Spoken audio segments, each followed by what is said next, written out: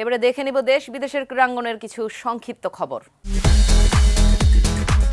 আইসিসির আম্পায়ারদের আন্তর্জাতিক প্যানেলে যুক্ত হয়েছেন বাংলাদেশের মোর্শেদ আলী খান।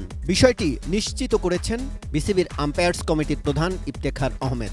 গত মাসে শরফুদ্দৌলা, শহীদ ইবনে সৈকত এলিট প্যানেলে ঢোকার পর আন্তর্জাতিক প্যানেলে বাংলাদেশের কোঠা ফাঁকা ছিল।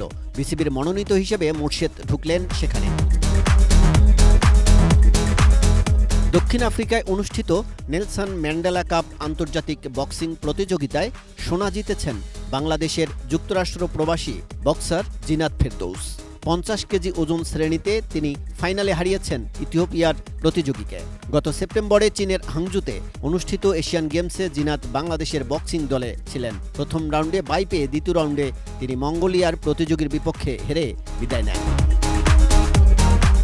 স্থায়ী ক্রিকেট ভেন্যু নেই, সে কারণে নিজেদের মাঠে টেস্ট খেলতে পারে না আয়ারল্যান্ড। 2018 সালে একবারই টেস্ট খেলেছিল ডাবলিনে। মাঠ সংকটে অস্ট্রেলিয়ার বিপক্ষে সিরিজ আয়োজন থেকে সরে দাঁড়ালো আয়ারল্যান্ড।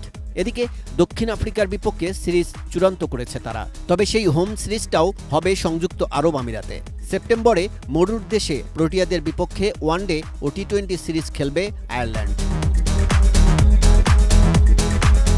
হ্যামস্ট্রিং চোটের কারণে নিউজিল্যান্ড সিরিজের শেষ 2 ম্যাচে খেলতে পারবেন না পাকিস্তানি ক্রিকেটার মোহাম্মদ রিজওয়ান।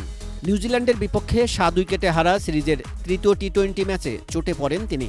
জানা গেছে তার ডান পায়ের পেশিতে গ্রেড 1-এর টিয়ার রয়েছে। তাকে 10 দিনের বিশ্রাম নেওয়ার পরামর্শ দিয়েছেন চিকিৎসকরা। তাকে ছাড়া কিছুটা বিপদেই পড়বে পাকিস্তান। এরই মধ্যে নিউজিল্যান্ড সিরিজ থেকে ছিটকে পড়েছেন আরেক উইকেট রক্ষক ব্যাটার আজম খান। কাজল রায়, স্পোর্টস ডেস্ক, এটিএন নিউজ।